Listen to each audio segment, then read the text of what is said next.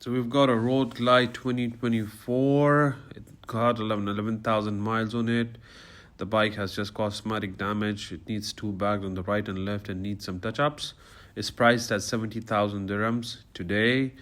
And if you want me to fix the bike for you, it might cost you another 8 to 10,000 dirhams.